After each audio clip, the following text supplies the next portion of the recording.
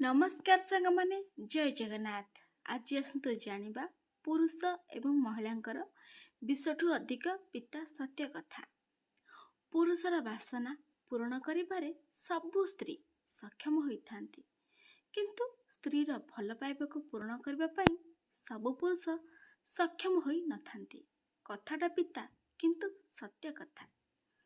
ସମାଜ ହେଉଛି ଏକ ନମ୍ବର ଦୋମୁଖା। ଅନ୍ୟର ସ୍ତ୍ରୀ ଆଗକୁ ବଢ଼ୁ, କିନ୍ତୁ ନିଜ ସ୍ତ୍ରୀ ଘରେ ରହିବ ଏବଂ ମର୍ଯ୍ୟାଦା ଭିତରେ ରହିବ। ଲୋକଙ୍କର ଏ କେମିତିକା ଭାବନା କେଜାଣି? ଏହି କଥା ଆପଣଙ୍କୁ ଖରାପ ଲାଗିବ, କିନ୍ତୁ ସତ୍ୟ କଥା। ଟିକେ ରାଗିବା ସ୍ତ୍ରୀର ଶୃଙ୍ଗାର ହୋଇଥାଏ ଏବଂ ରାଗିଥିବା ସ୍ତ୍ରୀକୁ ମନେଇବା ସ୍ୱାମୀର ସୌଭାଗ୍ୟ ହୋଇଥାଏ।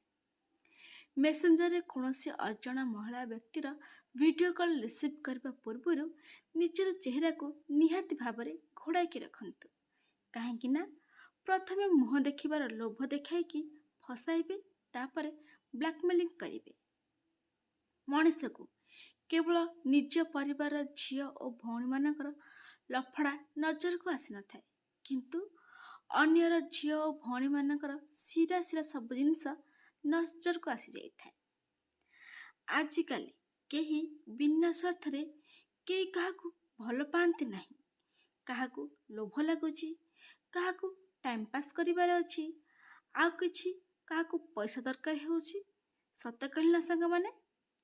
ସମୟ ଏତେ ବଳବାନ ହୋଇଥାଏ କି ରାଜାକୁ ବି ଘାସ ରୁଟି ଖାଇବାକୁ ପଡ଼ିଥାଏ। ଘୋଡ଼ାର ପଛରେ ଏବଂ ପଇସାବାଲାଙ୍କ ଆଗରେ କେବେ ବି ଚାଲନ୍ତୁ ନାହିଁ, କାହିଁକି ନା ସେମାନେ କେଉଁ ମୁହୂର୍ତ୍ତରେ ବି ଗୋଇଠା ମାରିଦେବେ। ଏହା ହିଁ ସତ୍ୟ କଥା। ନା ପଇସା ଲାଗିଥାଏ, ନା ଖର୍ଚ୍ଚ ଲାଗିଥାଏ। ଖୁସି ବାଣ୍ଟନ୍ତୁ, ବହୁତ ଭଲ ଲାଗିଥାଏ। ଆପଣଙ୍କୁ ମୋର ଗୋଟିଏ ନିବେଦନ କି ଏହି ଭିଡ଼ିଓଟି ଆପଣଙ୍କୁ କେମିତି ଲାଗୁଛି କମେଣ୍ଟ ବକ୍ସରେ ନିଜର ରାୟ ନିହାତି ଭାବରେ ଦେବେ। ଦୁଇ ମୁହଁବାଲା ବହୁତ ବିପଜ୍ଜନକ ହୋଇଥାନ୍ତି, ସେ ସାପ ହେଉ ବି ମଣିଷ। 12.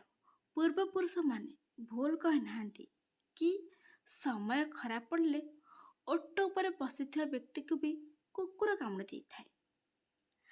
ଆଜିକାଲିର ପିତା ସତ୍ୟ କି ଦୁନିଆରେ ଏକମାତ୍ର ସମ୍ବନ୍ଧ ଏମିତି ଥାଏ ଯେଉଁଥିରେ ନା ଜାତି ଦେଖାଯାଏ, ନା ଧର୍ମ ଦେଖାଯାଇଥାଏ, ନା ଧନୀ ନା ଗରିବ, ନା ଉଚ୍ଚା ନା ନିଚା, ଏବଂ ସେହି ସମ୍ପର୍କଟି ନାଁ ହେଲା ଅବୈଧ ସମ୍ପର୍କ।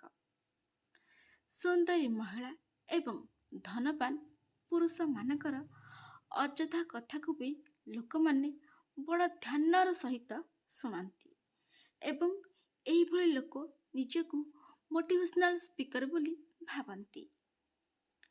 ଗୋଟେ ମହିଳା ନିଜ ପତିଙ୍କ ପାଇଁ ଯମରାଜାଙ୍କ ସହିତ ଲଢ଼ିଥାଏ, ସିଙ୍ଗି ବି ବନିଯାଇଥାଏ, କିନ୍ତୁ ଗୋଟେ ପୁରୁଷ ନିଜ ପତ୍ନୀ ପାଇଁ ଘର ଲୋକଙ୍କୁ କିଛି ବି ପଦେ କହିପାରି ନଥାଏ। କାହା ସହିତ ରହୁଛନ୍ତି ତ ବିଶ୍ୱସ୍ତ ହେଇକି ରୁହନ୍ତୁ। ଧୋକା ଦେବା ତ ତଳେ ପଡ଼ିଥିବା ଲୋକର ପରିଚୟ ହୋଇଥାଏ। ଯଦି କୌଣସି ଝିଅ ଆପଣଙ୍କର ଥଟ୍ଟା ଉପରେ ଲଗାତାର ହସୁଥାଏ, ତାହେଲେ ଏହାର ଅର୍ଥ କି ସେ ଆପଣଙ୍କୁ ବହୁତ ପସନ୍ଦ କରୁଛି। ମଣିଷ ସବୁବେଳେ ନିଜ ପତ୍ନୀର ତୁଳନା ଅନ୍ୟ ପତ୍ନୀ ସହିତ କରିଥାଏ, କିନ୍ତୁ ଆପଣଙ୍କର ଯତ୍ନ ଏବଂ ସେବା ଆପଣଙ୍କ ନିଜ ପତ୍ନୀ ହିଁ ରଖିଥାଏ, କୌଣସି ଅନ୍ୟ ପତ୍ନୀ ନୁହେଁ।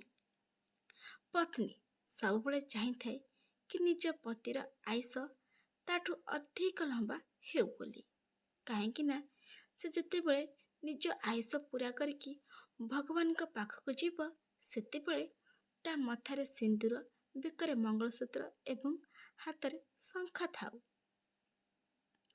ଝିଅମାନଙ୍କର ଦୁଃଖ ଓ ଯନ୍ତ୍ରଣା ଅଧିକାଂଶ ଲୋକ ଶୁଣିବା ପାଇଁ ପ୍ରସ୍ତୁତ ହୋଇଯାଇଥାନ୍ତି ଏବଂ ସାହାଯ୍ୟ ମଧ୍ୟ କରିଥାନ୍ତି, କିନ୍ତୁ ଏହି କଥା କୌଣସି ପୁରୁଷର ହୋଇଥାଏ ତ କେହି ବି ଧ୍ୟାନ ଦେଇ ନଥାନ୍ତି।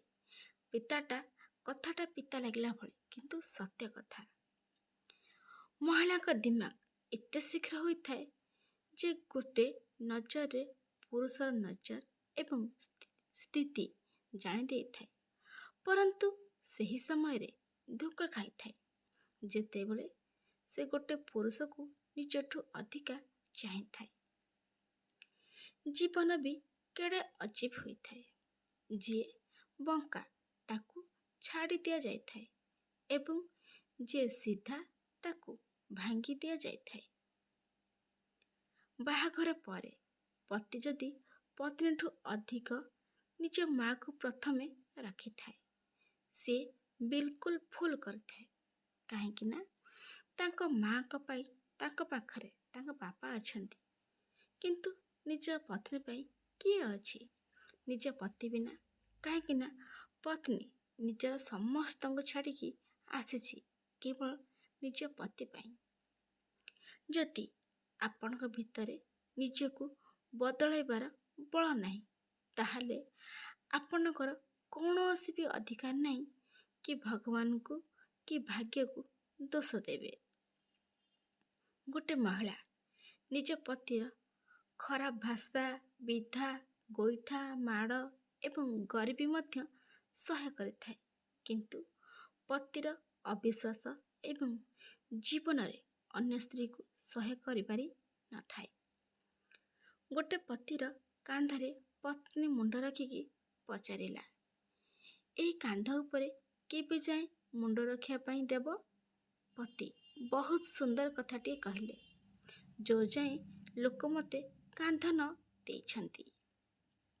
ଗୋଟେ ସ୍ୱାମୀ ପାଖରୁ ମିଳୁଥିବା ଇଜ୍ଜତ ଏବଂ ଭଲ ପାଇବା ହିଁ ଗୋଟେ ସ୍ତ୍ରୀର ସବୁଠୁ ବଡ଼ ବଳ ଏବଂ ଚେହେରାର ଚମକ ହୋଇଥାଏ। ଏଇଟା ହେଉଛି ନିରାଟ ସତ୍ୟ କଥା। ନିଜ ବାପା ମାଆଙ୍କର ପ୍ରଶଂସା କରନ୍ତୁ। ପୁରା ଦୁନିଆରେ ବହୁତ ଲୋକ ଅଛନ୍ତି, କିନ୍ତୁ ଆପଣଙ୍କ ବାପା ମା' ଭଳି କେହି ବି ହୋଇପାରିବେ ନାହିଁ। ଝିଅକୁ ପରି ନୁହେଁ ଆଲୋକ ବନାନ୍ତୁ। ଯଦି ଡ୍ୟାନ୍ସ ନ ଆସେ ତାହେଲେ ଚଳିବ, କିନ୍ତୁ ହତିଆର ଚଲେଇବା ଶିଖିବା ବହୁତ ଜରୁରୀ ହୋଇଥାଏ, ଯାହାଦ୍ୱାରା ସେ ନିଜେ ନିଜର ରକ୍ଷା କରିପାରିବ।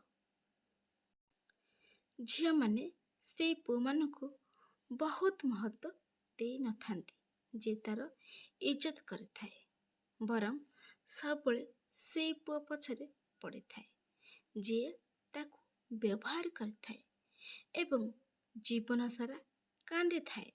କଥାଟା ପୁରା ପିତା, କିନ୍ତୁ ନିରାଟ ସତ୍ୟ କଥା। ବହୁତ ସହଜ ହୋଇଥାଏ ଜମି ଉପରେ ଘର କରିଦେବା, କିନ୍ତୁ ହୃଦୟରେ ଜାଗା ତିଆରି କରିବା ପାଇଁ ସାରା ଜୀବନ ଲାଗିଯାଇଥାଏ। ଏହା ହେଉଛି ନିରାଟ ସତ୍ୟ କଥା। ଆଜିକାଲି ଗୋଟେ ଘରର ଝଗଡ଼ା ବହୁତ ଘରର ମନୋରଞ୍ଜନ କରିଥାଏ। ଏଇଟା ହେଉଛି ଆଜିକା ଦୁନିଆର ନିରାଟ ସତ୍ୟ କଥା।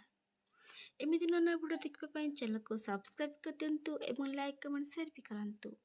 ସମ୍ପୂର୍ଣ୍ଣ ଭିଡ଼ିଓଟି ଦେଖିଥିବାରୁ ଆପଣଙ୍କୁ ବହୁତ ବହୁତ ଧନ୍ୟବାଦ। ଆଜି ପାଇଁ ରହୁଛି ସାଙ୍ଗମାନେ, ଜୟ ଜଗନ୍ନାଥ।